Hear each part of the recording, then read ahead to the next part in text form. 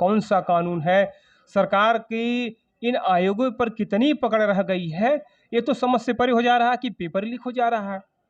जबकि पेपर तो लीक होना नहीं चाहिए।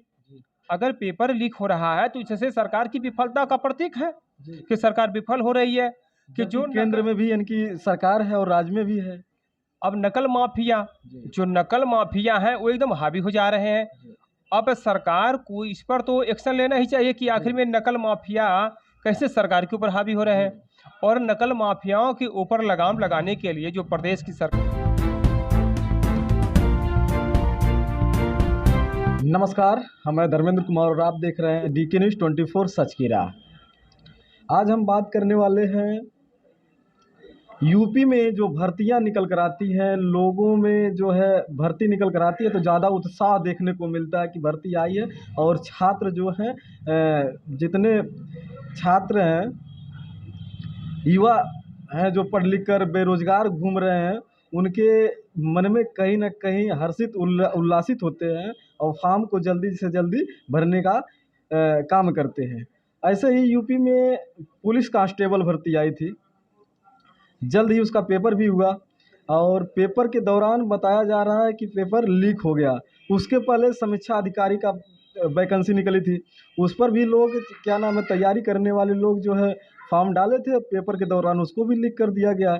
उसके पहले सीएट का पेपर हुआ था, वो भी लीक हो गया। आखिर ये जो लीक होने का जो समस्याएं हैं, कमियां हैं, ये कहाँ से हो रही हैं? आइए हम ये सब चीज़ों को जानने की कोशिश हेड एडवोकेट यशवंत भारती जी हैं, जो उनसे जानेंगे कि क्योंकि वो अधिवक्ता हैं और एक अधिवक्ता जो सर्वप्रिय माना जाता है। और आइए उनसे हम मुलाकात करवाते हैं। तो सर, हमारे चैनल में आपका बहुत बहुत स्वागत। धन्यवाद, और चैनल देखने वाले साथियों को नमस्कार। जल्द में ही जो यूपी पुलिस भर्ती था, और यूपी पुलिस भर्ती में तमाम जगह के लोग जो है फॉर्म को डाले थे, अप्लाई किए थे। दलित परिवार से भी, मध्यम वर्ग के भी लोग और सौर वर्ग के भी लोग डाले थे फॉर्म। बहुत ही उनके मन में जो है कहीं ना कहीं जो है उस चीज़ को लेकर रुचि थी और तैयारियां जोरों शोरों से कर उस परीक्षा में बैठे थे। और परीक्षा में जो है बताया जाता है कि पेपर के दौरान सेकंड पेपर जो है लीक हो जाता है। तो इस पर क्या कहना चाहेंगे? क्या लोकसभा का चुनाव आने वाला है, नज़दीक है, क्या असर पड़ेगा और क्या सरकार इस पर निर्णय ले रही है? क्या कहना चाहेंगे आप? सबसे पहले तो मैं बता दूं कि ये जो पुलिस भर्ती की परीक्षा जो अभी 18 फरवरी को हुआ है, इसके पहले 11 फरवरी को समीक्षा अधिकारी का परीक्षा हुआ, फिर इसके पहले सीटेट की जो परीक्षाएं हुई। ये जो पेपर लीक का जो मामला आ रहा है, सरकार सबसे पहले तो सरकार को इस पर बहुत गंभीर होना चाहिए। और सबसे पहले तो ये इतना गंभीर होना चाहिए कि ये जैसे बेरोजगार लड़के हैं, पढ़ लिख कर अपना रोजगार के लिए तैयारी कर रहे हैं, और साल 2 साल 3 साल 4 साल 5 साल से 10 साल से लोग तैयारी कर रहे हैं। कोई पुलिस की तैयारी कर रहा है, कोई समीक्षा अधिकारी की तैयारी कर रहा है, कोई शिक्षकों की तैयारी कर रहा है, और इस बीच में वांट निकल रहा है और बच्चे बहुत उत्साहित होकर वांट को भरे। लेकिन अब सरकार की ये सरकार की कौन सी पॉलिसी है, सरकार का कौन सा नियम है, सरकार विफल हो रही है कि जो केंद्र में भी इनकी सरकार है और राज्य में भी है।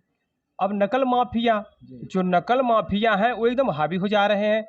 अब सरकार को इस पर तो एक्शन लेना ही चाहिए कि आखिर में नकल माफिया कैसे सरकार के ऊपर हावी हो रहे हैं, और नकल माफियाओं के ऊपर लगाम लगाने के लिए जो प्रदेश की सरकार है, माननीय और मुख्यमंत्री योगी आदित्यनाथ जी, इन्होंने तो नकल पर एक अध्यादेश लाया है कि अगर नकल पकड़ते हुए कोई पकड़ा जाएगा तो और 10 साल की सज़ा प्लस 1 करोड़ रुपया का जुर्माना का जो प्रावधान रखा गया है। लेकिन क्या कानून बना देने से नकल माफिया नकल कराने से विफल हो जाएंगे कि नहीं होंगे? ये बहुत बड़ा प्रश्न है।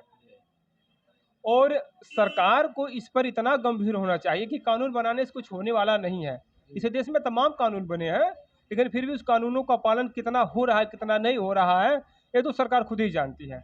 लेकिन जो युवा, जो छात्र हैं, जो चाहे समीक्षा अधिकारी की तैयारी कर रहे थे, चाहे पुलिस भर्ती की तैयारी कर रहे थे, चाहे वो शिक्षक की भर्ती की तैयारी कर रहे हैं, जब वो इतना तैयारी करने के बाद पहली बात तो वांट कम निकलते हैं, नौकरियां कम निकलती हैं, नौकरी निकल भी रही है और पेपर लीक हो जा रहा। तो अगर पेपर लीक हो रहा तो इससे सरकार की विफलता यहाँ प्रतीत होती है और सरकार को इस पर एकदम सख्त होना चाहिए।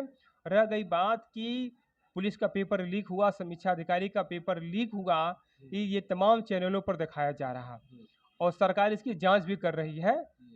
सच्चाई ये है कि अगर पेपर लीक हुआ है, अगर पेपर लीक हुआ है तो सरकार को चाहिए कि दोनों परीक्षाएं, तीनों परीक्षाएं जो भी है, परीक्षाओं को रद्द करना चाहिए और बहुत ही सख्त कानून के साथ पुनः इसकी परीक्षा कराकर और जो नौजवान हैं जो तैयारी कर रहे हैं उनको सर्टिफाई करना चाहिए कि देखो हम सही हैं, हमारा शासन प्रशासन सही है। ये नकल माफिया जो है कहीं न कहीं किसी न किसी तरीके से अपना सेध लगाकर और पेपर की चोरी कर ले रहे हैं या पेपर में कुछ गड़बड़ी कर रहे हैं, तो सरकार को इस पर बहुत सख्त होना पड़ेगा। और सरकार के पक्ष में अभी लोग 2024 का लोकसभा चुनाव आने वाला, आपने पूछा ना कि 2024 का लोकसभा चुनाव आने वाला है, पेपर लीक हो गया, समीक्षा अधिकारी का पेपर लीक हुआ, पुलिस का पेपर लीक हुआ, इस पर क्या प्रभाव पड़ने वाला है? प्रभाव बहुत बुरा सरकार के ऊपर, जो बीजेपी की सरकार इस समय उत्तर प्रदेश में है और देश में भी है। अगर सरकार नौजवान बच्चों को जो नौकरी की तैयारी कर रहे हैं पूरे देश में, पूरे प्रदेश में, अगर इनको सरकार सर्टिफाइड नहीं कर पाती है, चाहे पुलिस की वैकेंसी रही हो, चाहे समीक्षा अधिकारी की वैकेंसी रही हो, अगर ये पुनः इसको निरस्त करके और पुनः एग्जाम नहीं कराते हैं तो निश्चित रूप से 2024 के लोकसभा चुनाव में ये सारे के सारे बच्चे इनके एंटी में दिखाई देंगे और कहीं ना कहीं विकल्प तलाश करेंगे। तो सरकार की सबसे बड़ी जिम्मेदारी यहाँ पर बनती है कि अगर पेपर लीक हो गया है तो जल्दी से जल्दी जो जांच कमेटी बैठी है, जांच कमेटी अपनी रिपोर्ट प्रस्तुत करे। अगर वाकई में पेपर लीक हो गया है, जो तमाम डॉक्यूमेंट लोग दिखा रहे हैं, चैनलों पर लोगों के द्वारा बताया जा रहा, कहा जा रहा है, तो सरकार पेपरों को निरस्त करे और निरस्त करने के बाद पुनः दोबारा पेपर करावे। तभी जो बेरोजगार युवा हैं या जिन लोगों ने ये परीक्षा दिया है, ये सरकार के पाले में आ सकते हैं, अन्यथा सरकार के खिलाफ ये लोग और धरने पर तो उतरे ही हैं, सरकार के खिलाफ वोट भी कर सकते हैं।